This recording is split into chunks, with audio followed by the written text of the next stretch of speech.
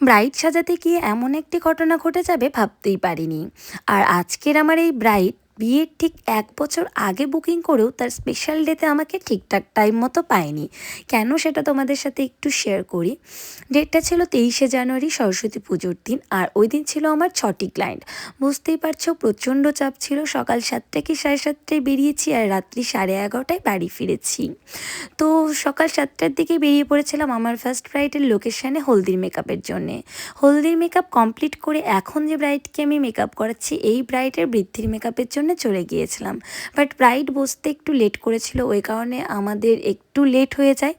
তো খুব তাড়াতাড়ি বাড়ি ফিরে স্নান খাওয়া দাওয়া কমপ্লিট করে আবার বেরিয়ে পড়ি ওয়েডিং মেকআপের জন্যে। বাট বৃদ্ধির ব্রাইড যেহেতু বসতে একটু লেট করেছিল ওই কারণে আমার ফার্স্ট ব্রাইডের লোকেশানে যেতে একটু লেট হয়েছিল। তবুও ব্রাইডকে মোটামুটি ঠিকঠাক টাইম মতোই রেডি করি, তারপর চলে যায় আমার সেকেন্ড ব্রাইডের লোকেশানে। বাট সেকেন্ড ব্রাইডের লোকেশানে যাওয়ার টাইমে ঘটে যায় আমাদের সাথে একটি দুর্ঘটনা। সেটা হচ্ছে আমরা যে টোটোটি নিয়ে গিয়েছিলাম সেই টোটোর টায়ারটি পাংচার হয়ে গিয়েছিল। যেহেতু আমার ব্রাইডের লোকেশানগুলো আমার লোকেশান থেকে খুবই কাছাকাছি লোকেশানে ছিল ওই কারণে গাড়ি নিয়ে যাইনি, আমরা টোটোই নিয়েই গিয়েছিলাম। যেহেতু টায়ারটি পাংচার হয়ে যায় ওই কারণে আমার সেকেন্ড ব্রাইডের লোকেশানে পৌঁছাতে একটু লেট হয়ে যায়। আর সেকেন্ড ব্রাইডের লোকেশানে খুব তাড়াতাড়ি মেকআপ কমপ্লিট করে আবার বেরিয়ে পড়ি থার্ড ব্রাইডের লোকেশানে। মানে কি বলতো, আমাদের দুঃখ থাকবে না যে এতগুলো টাকা দিচ্ছি, হ্যাঁ আমাদের টাকাটা জলে চলে গেছে।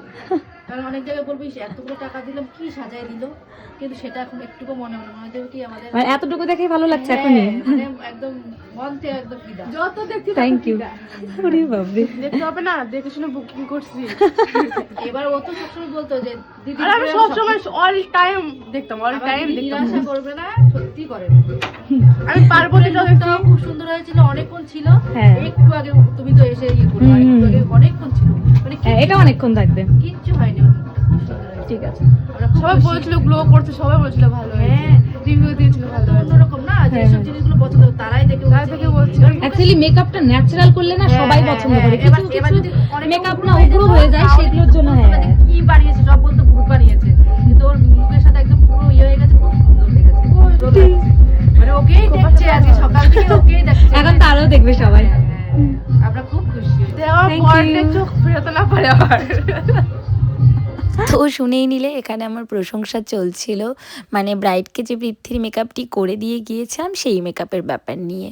যাই হোক, আমি আবার ঘটনায় ফিরি। কেন আমার আজকে ব্রাইড এত আগে বুকিং করেও ঠিকঠাক টাইম মতো আমাকে পাইনি সেই ঘটনাটি তো আশা করছি তোমরা বুঝেই গেছো।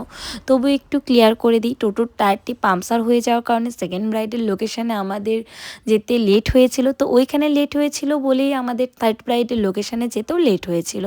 তবুও আমি জান প্রাণ দিয়ে চেষ্টা করেছি ব্রাইডদের যে টাইম দিয়েছিলাম সেই টাইম মতো তাদেরকে রেডি করে দেওয়ার। বাট এই ঘটনাটি ঘটার কারণে আমার মোটামুটি 30-40 মিনিটের মতো লেট হয়েছিল।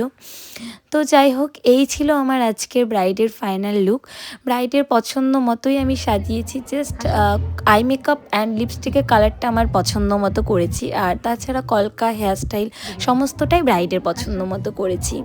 তো আমার ব্রাইডকে কেমন লাগছে তোমরা কমেন্ট করে জানাবে। ভিডিওটা ভালো লাগলে লাইক করবে, শেয়ার করবে।